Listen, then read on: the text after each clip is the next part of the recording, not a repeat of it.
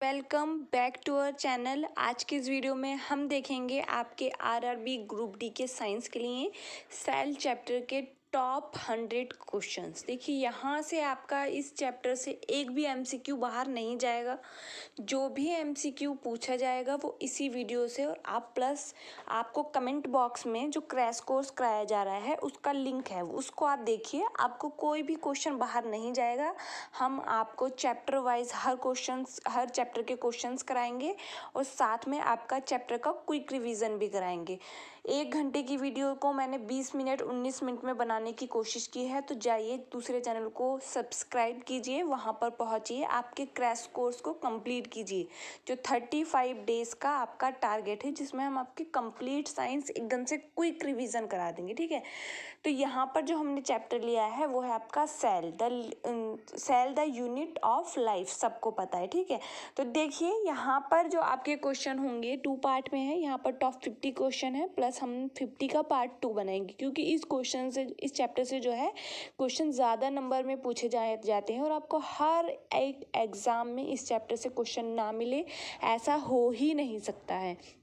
तो यहाँ पर देखिए, आप यहाँ पर देखेंगे कि आप एक क्वेश्चन से दूसरे क्वेश्चंस को भी कैसे सॉल्व करते हैं, कैसे वहाँ पर अपना पढ़ा हुआ अच्छे से रिवाइज कर लेते हैं। तो एक क्विक रिवीजन को जल्दी से स्टार्ट करते हैं। आपके स्क्रीन पर आपको फर्स्ट क्वेश्चन दिखाई दे रहा है। जीवों की मूलभूत संरचनात्मक एवं क्रियात्मक इकाई है कोशिका, ऊतक, ऑर्गन मतलब अंग या फिर अंग तंत्र। तो देखिए कोशिका जो होती है वो जीवन की संरचनात्मक और क्रियात्मक इकाई है, क्योंकि हमारा शरीर और किसी भी सजीव का जो शरीर होता है जिसको हम सजीव बोलते हैं, उसमें कोशिका का होना ज़रूरी है, उनसे मिलकर बना होता है। यहाँ पर कई प्रकार के आपको ऑर्गेनिज्म जीव देखने मिलेंगे। एक कोशिकीय जीव भी अस्तित्व में है, जो जिनमें सिर्फ एक कोशिका होती है, और वो एक कोशिका उनके जीवन के लिए जो ज़रूरी कार्य हैं उनको कर सकती है। और बहुकोशिकीय जीव भी होते हैं, जैसे हम भी बहुकोशिकीय हैं, आपके जंतु पौधे ये सब क्या है, बहुकोशिकीय हैं। तो एक चीज़ देखिए, यहाँ पर आपका जो स्ट्रक्चरल एंड फंक्शन यूनिट किसको बोला जा रहा है, आपका सेल को बोला जा रहा है, ठीक है। तो यहाँ पर सेल मिलकर आगे बनाएंगी समान कोशिकाओं का समूह, जो मिलकर एक स्पेसिफिक कार्य करती हैं, वो कोशिका कहलाती हैं। मतलब देखिए इस लाइन का मतलब क्या हो, देखिए कोई भी सेल, जैसे हमारे शरीर में हमें पता है अलग अलग तरह के अंग तंत्र हैं, जैसे आप देख लें डाइजेस्टिव सिस्टम है, आपका जनन तंत्र है, सब में अलग अलग हैं। तो हम किसी भी प्रकार की कोशिकाओं को लेकर उनको ये नहीं बोल सकते कि ये ऊतक है, उनमें समान प्रकार की कोशिकाएं होनी चाहिए। जैसे हमारा लीवर बना है तो वो हमें पता है वो हिपैटोसाइट्स जो कोशिकाएं होती हैं उनसे मिलकर बना होता है, ठीक है। अगर हम देखें हमारा ब्लड अलग प्रकार की कोशिकाओं से मिलकर बना होता है, मतलब हर कोशिका का एक अलग स्पेसिफिक कार्य होना चाहिए, वो समान कोशिकाओं का समूह होना चाहिए, जब उसे जाकर ऊतक बोला जाता है, ठीक है। तो कोशिकाएं मिलकर ऊतक बनाती हैं, ऊतक मिलकर अंग बनाते हैं, और अंग फिर जब मिलते हैं तो अंग तंत्र का निर्माण होता है। जैसे हम पढ़ेंगे हमारा आपका डाइजेस्टिव सिस्टम, पाचन तंत्र, उसमें कई सारे आपके अंग मिलकर एक अंग तंत्र को बना रहे हैं, क्योंकि वो एक सिस्टम है। आप देखेंगे उसमें आपका मुख भी शामिल है, आपका पेट भी शामिल है, आपकी आंतें वगैरह, बहुत सारे अंग उसमें शामिल है। आप जाकर चैप्टर वाइज जो इस चैनल पर प्लेलिस्ट में वीडियो है उसको भी देखिए, वहाँ पर मैं ये वीडियोज़ आपको करा चुकी हूँ, तो आपको उससे भी बहुत ज़्यादा हेल्प मिलेगी, ठीक है। और अगर अभी आप चैनल पर नए हैं तो चैनल को सब्सक्राइब कर लीजिए किसी भी प्रकार के जनरल साइंस के एग्ज़ाम के लिए, ठीक है। नेक्स्ट क्वेश्चन देखिए, कोशिका के अध्ययन को क्या कहते हैं। तो देखिए कोशिका के अध्ययन को साइटोलॉजी कहा जाता है। मैंने आपको बताया था कि लॉजी जिस वर्ड के पीछे लग जाता है वो उसका अध्ययन से मतलब होता है, स्टडी से होता है, और साइटो कोशिका के लिए यूज़ करते हैं। तो यहाँ पर जो करेक्ट आंसर होगा वो होगा ऑप्शन ए। फिर हिपैटोलॉजी आपके लीवर के अध्ययन को बोलते हैं, यकृत के अध्ययन को बोलते हैं। आप देखें पोमोलॉजी तो वो आपके फलों के अध्ययन को बोलते हैं। हिमेटोलॉजी आपका जो रक्त होता है उसके अध्ययन को बोलते हैं। देखिए एक चीज़ ध्यान रखिए, आप टर्मिनोलॉजी पर ध्यान रखेंगे। देखिए हिपैटिक वर्ड जो हम यूज़ करते हैं वो लीवर के लिए करते हैं, तो जहाँ भी हिपैटिक वर्ड आएगा तो हम समझ जाएंगे वो किसके लिए है, ठीक है। नेक्स्ट देखेंगे, कोशिका विज्ञान के जनक कहे जाते हैं। तो कोशिका विज्ञान के जनक कौन कहे जाते हैं, रॉबर्ट हुक, क्योंकि इन्होंने सबसे पहले कोशिका को देखा था। लेकिन वो बात अलग है कि इन्होंने जो कोशिका देखी थी वो एक मृत कोशिका थी, मतलब कोशिका भित्ति थी। सबसे पहले जीवित कोशिका को आपको एंटोनी वॉन ल्यूवेनहॉक ने देखा था, ये भी ध्यान ध्यान रखना है। आप नीचे जो कमेंट बॉक्स में आपको वीडियो लिंक दिख रहा है उस वीडियो पर ज़रूर जाना है, आपको अच्छे से सब कुछ क्लियर हो जाएगा, ठीक है। जीव, सभी जीव बने होते हैं, मतलब सभी जीव जो बने होते हैं उनमें कोशिका का होना बेहद ज़रूरी है, भले ही वो एक कोशिका हो या बहुकोशिकीय जीव हो। जैसे हम देखते हैं अमीबा है, अमीबा क्या है, आपका एक कोशिकीय जीव है, जबकि वो अपने सारे काम कर सकता है, अपना भोजन खा सकता है, अपना श्वसन कर सकता है, अपना गमन कर सकता है, अलग अलग उसके पास वो होते हैं, उसमें जो कोशिका होती है वही सभी कार्य को करती है, तो वो एक कोशिकीय जीव है। हम हैं, हमारे अंदर बहुत सारी कोशिकाएं प्रेजेंट होती हैं, हम बहुकोशिकीय हैं, ठीक है। नेक्स्ट क्वेश्चन देखिए, कोशिका की खोज किसने की? रॉबर्ट हुक ने की 1665 में। कोशिका के केंद्रक की खोज की रॉबर्ट ब्राउन ने। एंटोनी वॉन ल्यूबोनॉक ने जीवित कोशिका की खोज की। सारे ऑप्शन क्लियर। फिर देखेंगे, रॉबर्ट हुक ने कोशिका को सबसे पहले किस में देखा था? जो रॉबर्ट हुक है उन्होंने सबसे पहले देखी कोशिका, वो किस में देखी? तो ध्यान रखना है, कॉर्क में देखी थी। कॉर्क में उन्हें मधुमक्खी के छत्ते के समान कुछ संरचनाएं दिखी, जिन्होंने उसे लिटिल कमरा बोला, मतलब लिटिल रूम बोला, सैला वर्ड का वहाँ यूज़ किया जिसका मतलब होता है लिटिल रूम। तो कॉर्क क्या होता है, आपने देखे होंगे, अभी भी, अब तो आना शायद बंद हो गए, पहले बॉटल पे जो रबड़ जैसा ढक्कन सा लगा होता था उसको कॉर्क बोलते हैं। जैसे कॉर्क अभी भी होम्योपैथिक दवाई में हम देख सकते हैं कहीं कॉर्क के ढक्कन बने होते हैं, ठीक है। नेक्स्ट देखिए, कोशिका एक लैटिन शब्द है जिसका अर्थ है, सेल इज द लैटिन शब्द जिसका अर्थ क्या है? Little room. नेक्स्ट देखें, कोशिका एक, अच्छा फिर से वही, माइक्रोग्राफिया पुस्तक के लेखक कौन थे? तो देखिए ये क्वेश्चन भी बहुत सारे एग्जाम में आपको देखने मिलेगा। जो माइक्रोग्राफिया बुक है वो आपकी रॉबर्ट हुक की है। इसी बुक में उन्होंने जो सेल है उसका जिक्र किया है, तो यहाँ पर जो करेक्ट आंसर है वो है ऑप्शन ए। नेक्स्ट क्वेश्चन, एक जीवित कोशिका की खोज किसने की? तो किसने की? ल्यूबेनहॉक ने की। फिर देखिए, कोशिका सिद्धांत किसने दिया? तो देखिए कोशिका सिद्धांत दिया गया जिसके अनुसार, ये दिया गया 1839 में, 1839 में। इसके अनुसार क्या है? सभी जीव कोशिकाओं के बने होते हैं, सभी सजीवों की संरचनात्मक एवं क्रियात्मक इकाई कोशिका होती है। लेकिन एक चीज़ आप ध्यान रखेंगे, जो कोशिका सिद्धांत है उसके कुछ अपवाद भी हैं, जैसे विषाणु है सबसे बड़ा उसका अपवाद, आरबीसी भी है, वो क्या है, उसमें केंद्रक वगैरह नहीं पाए जाते हैं। आप देखेंगे जो फिर इसका मॉडिफिकेशन किया गया, रूपांतरण किया गया, वो किया गया विर्चोव के द्वारा 1855 में, 1855 में। क्योंकि ये जो कोशिका सिद्धांत था जो स्लाइडन और स्वान ने दिया था, वो ये नहीं बता पाए थे कि नई कोशिकाएं कैसे बनती हैं, तो फिर विर्चोव ने ये बताया कि नई कोशिकाएं पहले से विद्यमान कोशिकाओं से ही बनती हैं, तो ऑप्शन बी यहाँ पर करेक्ट है। नेक्स्ट क्वेश्चन, कोशिका में जीव द्रव्य की खोज किसने की? देखिए यहाँ पर बायोलॉजी ही एक ऐसा सब्जेक्ट है जहाँ पर आप देखेंगे, देखा किसी और ने होगा, खोजा किसी और ने होगा, उसको डिस्क्राइब, आपको मतलब एक्सप्लेन किसी और ने किया होगा। तो देखिए जीव द्रव्य से यहाँ पर अगर हम देखें, जीव द्रव्य की खोज जुजार्डिन ने की, उसको नाम पुरकिंजे ने दिया, उसको फिजिकल बेसिस ऑफ लाइफ आपका हक्सले ने कहा। जबकि अगर हम देखें प्रोटोप्लाज्म जो थ्योरी है वो मैक्स यूल्ड ने दी। तो ये बहुत अलग अलग चीज़ें हैं, चारों ही आपके क्वेश्चन हैं। कोशिका में जीव द्रव्य की खोज डुजार्डिन ने की आपका, और आपको जो उसको नाम दिया गया वो पुरकिंजे के द्वारा दिया गया, और आपका जो है कि इसको फिजिकल बेसिस ऑफ लाइफ कहा गया, जीवन का भौतिक आधार कहा गया, वो आपका हक्सले ने कहा। फिर इसको जो है प्रोटोप्लाज्म थ्योरी दिया गया, वो मैक्स चुल्ड ने दी, ठीक है। ध्यान रखने हैं चारों ही क्वेश्चन। नेक्स्ट देखेंगे, किसने कहा कोशिका विभाजित होती है और नई कोशिकाएं पहले से विद्यमान कोशिकाओं से बनती हैं? Who said cell divide and new cell are formed from the pre existing cell?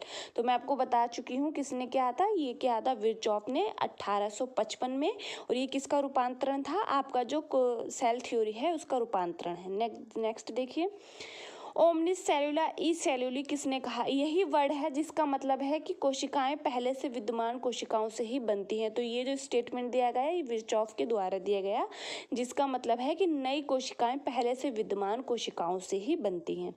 फिर देखेंगे, जंतु कोशिका का बाह्य आवरण होता है। Cell membrane, cell wall, cytoplasm, nuclear membrane. देखिए, एक कोशिका का अगर सबसे बाहरी सीधे आपसे पूछा जाए तो क्या होता है, कोशिका भित्ति होती है।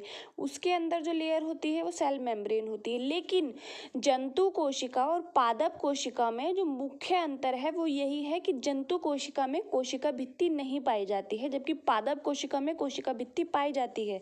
तो देखिए, जंतु कोशिका में अगर पूछेंगे तो फिर क्योंकि ये तो पाई नहीं जा रही है तो बाहरी आवरण क्या हुआ आपका, कोशिका झिल्ली हुआ।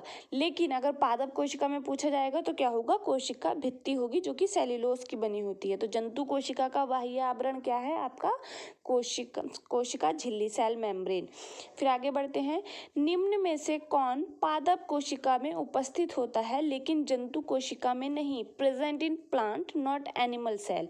अब देखिए क्या है आपका, cell membrane, cell wall, cytoplasm या फिर न्यूक्लियर मेम्ब्रेन। तो देखिए यहाँ पर अगर हम देखें तो हम पादप और जंतु कोशिका का कंपैरिजन कर रहे हैं। तो सेल मेम्ब्रेन तो पाई जाएगी दोनों में ही, कोशिका झिल्ली जो है दोनों में ही पाई जाती है। लेकिन अभी मैंने आपको बताया सेल वॉल सबसे मुख्य, अगर इनमें विभेदित लक्षण देखें तो वो कोशिका भित्ति की ही उपस्थिति और अनुपस्थिति है। फिर देखेंगे नेक्स्ट, जीव द्रव्य में सबसे अधिक पाया जाता है maximum part of protoplasm, water, protein, lipid या फिर ऑर्गेनिक कंपाउंड। तो क्या पाया जाता है, वाटर पाया जाता है। ध्यान रखना है 60 से 65% तक। फिर आगे बढ़ते हैं, प्रोकैरियोटिक कोशिका में उपस्थित होता है। मैंने आपको बता रखा है, प्रोकैरियोटिक और यूकैरियोटिक कोशिका को पढ़िए कि प्रोकैरियोटिक कोशिका में क्या उपस्थित होता है। तो यहाँ पर देखिए आपका राइबोसोम सिर्फ जो है प्रोकैरियोटिक कोशिका में, मतलब सिर्फ नहीं, ये सिर्फ एक ऐसा सेल ऑर्गेनेल है, कोशिकांग है जो आपका प्रोकैरियोटिक कोशिका में भी मिलता है। और ये क्या है, सबसे छोटा कोशिकांग है जो प्रोकैरियोटिक कोशिका में भी पाया जाता है और यूकैरियोटिक में भी। दोनों के टाइप अलग होते हैं। प्रोकैरियोटिक में 70S प्रकार का होता है जबकि यूकैरियोटिक में 80S प्रकार का होता है। जबकि ऑर्गेनाइज्ड न्यूक्लियस जो है वो आपका कहाँ मिलता है, यूकैरियोटिक कोशिका में मिलता है। माइटोकॉन्ड्रिया भी और लाइसोसोम भी, ये सभी यूकैरियोटिक कोशिका में मिलते हैं। फिर देखेंगे, सभी प्रोकैरियोटिक कोशिका में भित्ति पाई जाती है, इसे छोड़कर। देखिए all prokaryotic cells have cell wall except, तो है जीवाणु में तो होती है, किसकी बनी होती है, पेप्टिडोग्लाइकन की बनी होती है। फिर नीले हरे शैवाल, ब्लू ग्रीन एल्गी। फिर आता है आपको माइकोप्लाज्मा। माइकोप्लाज्मा में कोशिका भित्ति नहीं पाई जाती है, ध्यान रखना है। इस तरह का मैंने आपको क्वेश्चन की पॉसिबिलिटी कराई है, तो वो वीडियो आप ज़रूर से ज़रूर देखें। वो 19-20 मिनट का वीडियो है, आपको बहुत अच्छे से कुछ चीज़ें क्लियर हो जाएंगी। नेक्स्ट देखते हैं, निम्न में से किस में अनुवांशिक पदार्थ नग्न है, जेनेटिक मटेरियल नेक्ड इन। क्योंकि प्रोकैरियोटिक कोशिका में वेल डिफाइंड न्यूक्लियस नहीं होता, मतलब उनके जो न्यूक्लियस होता है, जो केंद्रक होता है, उसमें केंद्रक झिल्ली अनुपस्थित होती है, उसमें न्यूक्लियर मेम्ब्रेन अनुपस्थित होती है, उसमें न्यूक्लियोलस नहीं पाया जाता है। तो ये क्या है आपका जीवाणु कोशिका होगी, क्योंकि इसमें अनुवांशिक पदार्थ नग्न होता है, न्यूक्लियर मेम्ब्रेन नहीं पाई जाती है। फिर देखिए, निम्न में से कौन एक प्रोकैरियोटिक कोशिका का उदाहरण नहीं है। तो देखिए प्रोकैरियोटिक कोशिका का उदाहरण देखिए, जीवाणु, माइकोप्लाज्मा, आर्की बैक्टीरिया या फिर अमीबा। तो देखिए ध्यान रखिए, प्रोकैरियोटिक कोशिका जो है वो आपका जीवाणु से भी रिप्रेजेंट होती है, माइकोप्लाज्मा से भी, आर्की बैक्टीरिया से भी। लेकिन अमीबा आपका एक कोशिकीय यूकैरियोटिक जीव है, ये भी ध्यान रखना है। हम कल एक वीडियो डालेंगे जिसमें हम 5 जगत वर्गीकरण को देखेंगे, वो समझेंगे आप, तो आपको देखिए 2 मार्क्स पक्के होंगे, क्योंकि वहाँ से क्वेश्चन पूछा जाता है और कंफ्यूज कर देता है वो आपको। तो वो हम कल डालेंगे, तो उस वीडियो को भी चेकआउट करना बिल्कुल भी ना भूलें। 5 जगत वर्गीकरण आप इस तरीके से भी डालेंगे, आपको जो भी टॉपिक पढ़ना होगा 5 किंगडम क्लासिफिकेशन माही बायोलॉजी क्लासेस, तो वो आपको मिल जाएगा, ठीक है। नेक्स्ट देखिए, यूकैरियोटिक कोशिकाएं पाई जाती हैं प्रोटिस्टा, कवक, जंतु या फिर ऑल ऑफ दिस। तो देखिए आपका जो यूकैरियोटिक कोशिकाएं हैं, 5 जगत वर्गीकरण की जो मैं बात कर रही हूँ उसमें 5 जगत दिए गए, इसलिए उसे 5 जगत वर्गीकरण कहते हैं। R.H. व्हिटेकर ने 1969 में दिया। अब उसमें क्या होता है, उसमें 5 जगत को सम्मिलित किया गया, मोनेरा, प्रोटिस्टा, कवक, प्लांटी और आपका एनिमिलिया।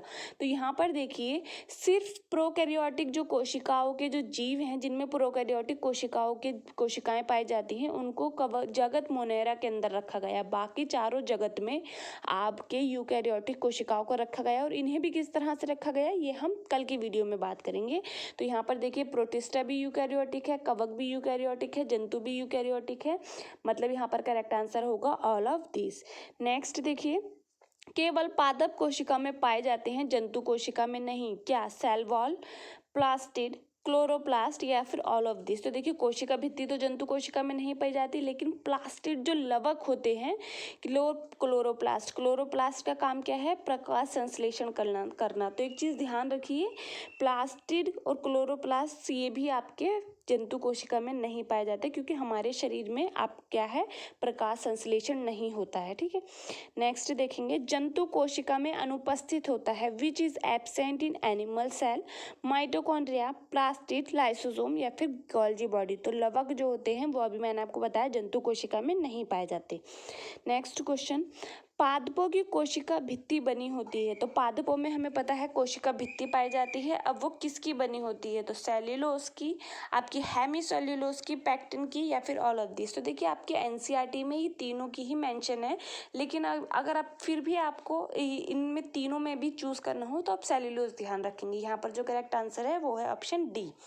नेक्स्ट देखिए, कोशिका झिल्ली मुख्यतः बनी होती है, जो कोशिका झिल्ली है वो बनी होती है आपका प्रोटीन और लिपिड की, जिसमें दो ही परत लिपिड पाया जाता है, प्रोटीन ये किनारे पे भी प्रेजेंट होते हैं और बीच बीच में भी पाए जाते हैं। और ये आपका मॉडल दिया था, इसको बोलते हैं फ्लूइड मोज़ेक मॉडल, जो कि किसने दिया था?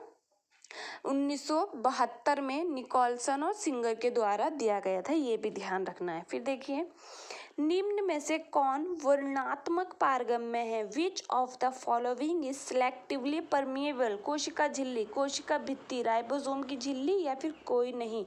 तो देखिए जो कोशिका झिल्ली होती है, जो आपकी जंतु और पादप कोशिका दोनों में पाई जाती है, जंतु कोशिका का ये बाह्य आवरण है, तो ये क्या है? सिलेक्टिवली परमिएबल है, मतलब ये सिलेक्टिव चीज़ों को ही अपने अंदर से या बाहर से आने जाने देती है। किसी भी चीज़ को, जिस चीज़ की ज़रूरत होगी उसको अंदर आने देगी, या जिसकी चीज़ की ज़रूरत नहीं है उसको बाहर जाने देगी। तो ये सिलेक्टिवली परमिएबल होती है। कोशिका भित्ति आपकी परमिएबल होती है। अगर कोशिका झिल्ली परमिएबल हो गई तो साइटोप्लाज्म, जहाँ पर सारी जीवित कोशिकाएं होती हैं, जीवित क्रियाएं होती हैं, वो खत्म हो जाएगा। ये चीज़ ध्यान रखना है। तो यहाँ पर जो करेक्ट आंसर है वो है आपका कोशिका झिल्ली, जिसको आप प्लाज्मा झिल्ली भी बोलते हैं, प्लाज्मा मेम्ब्रेन भी बोलते हैं, ठीक है। नेक्स्ट देखिए, जीव द्रव्य किसका सम्मिलित रूप है? तो देखिए प्रोटोप्लाज्म जो है, एक चीज़ आप ध्यान रखेंगे, जो आपका प्रोटोप्लाज्म है वो आपका होता है साइटोप्लाज्म, मतलब सेल के अंदर पाया जाने वाला जो लिक्विड होता है, तरल होता है, प्लस आपका जो न्यूक्लियस होता है उसके अंदर भी कुछ लिक्विड होता है। तो इन दोनों को मिलाकर प्रोटोप्लाज्म बोला जाता है। अगर प्रोटोप्लाज्म में से आप न्यूक्लियोप्लाज्म को माइनस कर देंगे तो आपके पास सिर्फ बचेगा क्या? साइटोप्लाज्म। मतलब जीव द्रव्य क्या है? कोशिका द्रव्य प्लस केंद्रक द्रव्य का मतलब क्या है? दोनों को सम्मिलित रूप से बोलते हैं, कोशिका द्रव्य प्लस आपका केंद्रक द्रव्य। तो यहाँ पर जो करेक्ट आंसर है वो है option B. Next question, mitochondria की खोज किसने की? तो माइटोकॉन्ड्रिया की खोज किसने की थी? कॉलिकर ने की थी। आपको अगर कॉलिकर नहीं दिया गया होगा तो अल्टमान दिया गया होगा, जबकि माइटोकॉन्ड्रिया नाम किसने दिया था? बेंडा ने दिया था। फिर देखिए, कोशिका का शक्ति ग्रह किसे कहते हैं? Power house of the cell. तो किसको बोला जाता है? माइटोकॉन्ड्रिया को, क्योंकि ये क्या है? एटीपी जनरेट करता है। यहाँ पर एटीपी बनते हैं, जो कि क्या है? एनर्जी का सोर्स है किसी भी सेल के लिए। और माइटोकॉन्ड्रिया का नंबर सिर्फ एक ही नहीं होता है, ये एक सेल ऑर्गेनेल है, ये कोशिका के काम करने की दर पर डिपेंड करता है। माइटोकॉन्ड्रिया एक से अधिक संख्या में पाए जा सकते हैं। नेक्स्ट देखेंगे, निम्नलिखित में से किसे कोशिका के पावर हाउस के रूप में जाना जाता है? तो अभी बताया था किसको? माइटोकॉन्ड्रिया को। फिर देखेंगे, प्लाज्मा झिल्ली है तो क्या है? अर्धपारगम्य, मतलब सिलेक्टिवली परमिएबल क्या है? आपकी प्लाज्मा झिल्ली। फिर देखेंगे, कोशिका के अंदर उपस्थित जेली जैसा पदार्थ कहलाता है। तो कोशिका के अंदर जैसे जेली जैसा आप छुएंगे तो ऐसा लगेगा जैसे जेली है, तो वो होता है साइटोप्लाज्म। और साइटोप्लाज्म के अंदर ही सभी जीवित क्रियाएं जो हैं पॉसिबल होती हैं, वहीं पर होती हैं कोशिका द्रव्य के अंदर, ध्यान भी रखना है। फिर देखेंगे, राइबोसोम किसके लिए जगह है, मतलब राइबोसोम जो है वो किसके लिए जगह है। अब देखिए राइबोसोम जो होते हैं उनका सीधा सी इन्वॉल्वमेंट होता है प्रोटीन संश्लेषण में, मतलब प्रोटीन सिंथेसिस में राइबोसोम सीधे पार्टिसिपेट करते हैं। ये आपको साइटोप्लाज्म के रूप में भी मिल जाएंगे, ये आपको ईआर एंडोप्लाज्मिक रेटिकुलम की सतह पर भी मिल जाएंगे। और ये क्या है आपको देखिए, जब राइबोसोम जो है बहुत सारे राइबोसोम मिलकर एक मोती की माला जैसी संरचना बना लेते हैं, उनको पॉलीसोम कहते हैं या पॉलीराइबोसोम कहते हैं। ये चीज़ भी ध्यान रखनी है, एग्जाम का क्वेश्चन है। फिर देखिए निम्नलिखित में से कौन एक कोशिकीय जीव है, विच of the following is an unicellular organism. तो देखिए केंचुआ आपका एनिलिडा में आता है, हाथी आपका एनिमल किंगडम में आता है, मंकी भी आपका एनिमल किंगडम में आता है। सब तीनों क्या है एनिमल किंगडम के उदाहरण हैं। लेकिन प्रोटिस्टा जो है वो एक कोशिकीय है, और कोई भी एक कोशिकीय जीव एनिमल किंगडम में नहीं है। ये क्या है अमीबा, ये किस में रखा गया है प्रोटिस्टा में। सभी एक कोशिकीय यूकैरियोटिक कोशिका वाले जो जीव हैं वो जगत प्रोटिस्टा के अंदर रखे गए हैं, ध्यान रखना है। फिर देखिए डीएनए किसका बहुलक है। तो देखिए हम देखते हैं जैसे हम पढ़ते हैं प्रोटीन अमीनो अम्लों से मिलकर बना होते हैं, उनकी एकलक इकाई क्या है प्रोटीन है। आपका कार्बोहाइड्रेट की एकलक इकाई क्या है ग्लूकोज है। तो ऐसे ही डीएनए जो हमारा शरीर का जेनेटिक पार्ट है तो वो भी तो किसी ना किसी चीज़ से मिलकर बना होगा, तो उसको बोलते हैं न्यूक्लियोटाइड। न्यूक्लियोटाइड जो होता है अब देखिए ये किससे मिलकर बना होता है, आपका राइबोज शर्करा से मिलकर बना होता है, शर्करा से मिलकर बना होता है, या फिर आपका प्लस आपका जो आपका फास्फेट ग्रुप है उससे मिलकर बना होता है, और नाइट्रोजन क्षार से बना होता है। अब इन तीनों से मिलकर क्या बनता है न्यूक्लियोटाइड। एक चीज़ में कंफ्यूज होते हैं कि न्यूक्लियोसाइड क्या होता है। तो देखिए अगर इन तीनों में से हम माइनस कर देंगे, न्यूक्लियोटाइड में से अगर हम माइनस कर देंगे फास्फेट ग्रुप को, तो दो चीज़ें बचेंगी आपके पास, शर्करा प्लस आपका नाइट्रोजन क्षार। तो ये क्या होगा आपका न्यूक्लियोसाइड होगा। नेक्स्ट देखिए पैलेट कण निम्नलिखित में से किस कोशिकांग का दूसरा नाम है। तो देखिए पैलेट कण जो होते हैं वो राइबोसोम का दूसरा नाम है, क्योंकि उस वक्त तक इनको नाम नहीं दिया गया था। तो इनके जिन्होंने इसकी डिस्कवरी की थी पैलेडे ने, तो उनके नाम पर इनको पैलेट कण पैलेट पार्टिकल कहा गया। तो राइबोसोम का ये दूसरा नाम है। नेक्स्ट देखिए निम्नलिखित में से किस में वास्तविक केंद्रक नहीं पाया जाता है। तो वास्तविक केंद्रक हमें पता है कि प्रोकैरियोटिक कोशिका में नहीं पाया जाता है। अब हमें यहाँ पर उसका उदाहरण देखना है, तो उसका उदाहरण क्या है जीवाणु है। नेक्स्ट देखेंगे राइबोसोम किसके बने होते हैं। जो राइबोसोम है वो किसके बने होते हैं ये बताना है। तो वो किसके बने होते हैं आरएनए और प्रोटीन के बने होते हैं। नेक्स्ट क्वेश्चन निम्नलिखित में से कौन सी संरचना प्रोकैरियोटिक कोशिका में नहीं पाई जाती है। तो देखिए राइबोसोम पाया जाता है, कोशिका झिल्ली भी पाई जाती है, लेकिन उसके न्यूक्लियस में उसके केंद्रक में केंद्रक झिल्ली नहीं पाई जाती है। कोशिका भित्ति पाई जाती है, किसकी बनी होती है पेप्टिडोग्लाइकन की बनी होती है। यहाँ पर मैं कोशिका भित्ति बोल रही हूँ, पेप्टिडोग्लाइकन की बनी होती है, ठीक है। केंद्रक झिल्ली तो आपका वही लिपिड और प्रोटीन की ही बनी होती है। नेक्स्ट देखिए लाइसोसोम किस से उत्पन्न होते हैं। जो लाइसोसोम है वो गोल्जी बॉडी से उत्पन्न होते हैं, ध्यान रखना है। और किस प्रोसेस से होते हैं बडिंग से, मुकुलन से होते हैं। लाइसोसोम किससे उत्पन्न होते हैं आपका गोल्जी बॉडी से उत्पन्न होते हैं, और किस क्रिया के द्वारा बडिंग के द्वारा। सीधा क्वेश्चन है, ध्यान रखना है। पादप कोशिका भित्ति किसकी बनी होती है। देखिए सीधे से आपने याद रखना है किसकी सेल्यूलोज की बनी होती है। और पेप्टिडोग्लाइकन की किसकी बनी होती है जीवाणुओं की कोशिका भित्ति पेप्टिडोग्लाइकन की बनी होती है। काइटिन की आपकी कवक जो होते हैं उनकी जो कोशिका भित्ति है वो काइटिन की बनी होती है। फास्फोलिपिड की हमारी कोशिका झिल्ली बनी होती है, ध्यान रखना है। तो यहाँ पर जो करेक्ट आंसर है वो है ऑप्शन ए। नेक्स्ट क्वेश्चन मानव शरीर में मौजूद निम्नलिखित में से किन कोशिकाओं में केंद्रक नहीं पाया जाता है। Mitochondria are not found in which of the following cell present in the human cell. तो मैंने आपको बताया था कि आरबीसी भी आपका कोशिका जो सेल थ्योरी है कोशिका सिद्धांत उसका क्या है यहाँ पर अपवाद है, तो इसमें कुछ कोई भी सेल ऑर्गेनेल नहीं पाया जाता है, तो माइटोकॉन्ड्रिया भी नहीं पाया जाता है। तो एक चीज़ ध्यान रखना है, क्वेश्चन आपको ये भी पूछा जाता है कि आरबीसी में मतलब आपका जो है ऑक्सीजनिक शोषण नहीं होता है, तो वो क्यों नहीं होता है, मतलब वायवीय शोषण नहीं होता है क्योंकि उसमें माइटोकॉन्ड्रिया नहीं होता।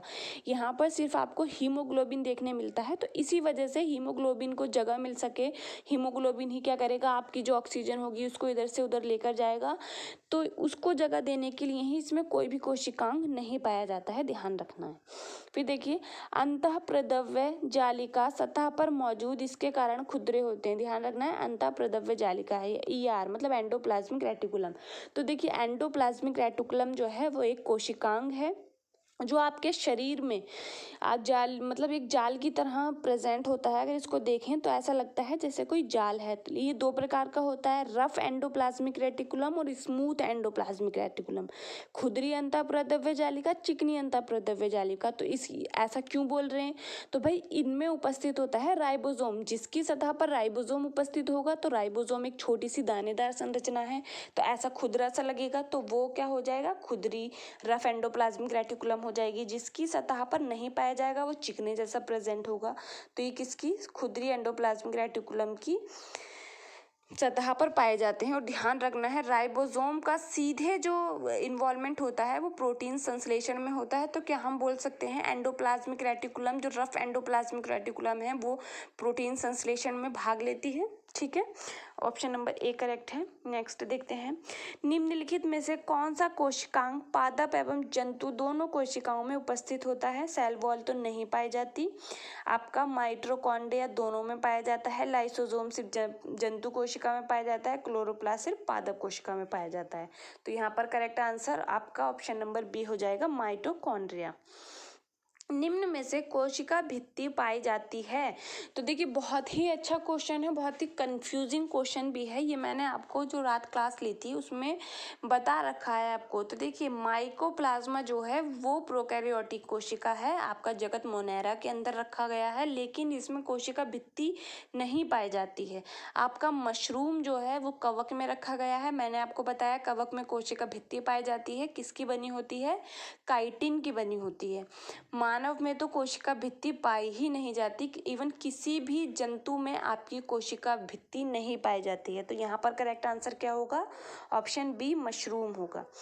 नेक्स्ट देखिए, डीएनए की संरचना किसने दी। देखिए यहाँ पर पूछा गया है डीएनए की संरचना किसने दी। आपसे अगर सीधे ये पूछा जाए कि न्यूक्लिक अम्ल की संरचना किसने दी, जैसे आपका डीएनए भी न्यूक्लिक अम्ल है, आपका आरएनए भी न्यूक्लिक अम्ल है, तो न्यूक्लिक अम्ल जब मेंशन होगा तो फ्रेडरिक मिशर ने दी। लेकिन डीएनए की पूछी गई है स्पेसिफिक, तो ध्यान रखना है वाटसन एवं क्रिक ने दी।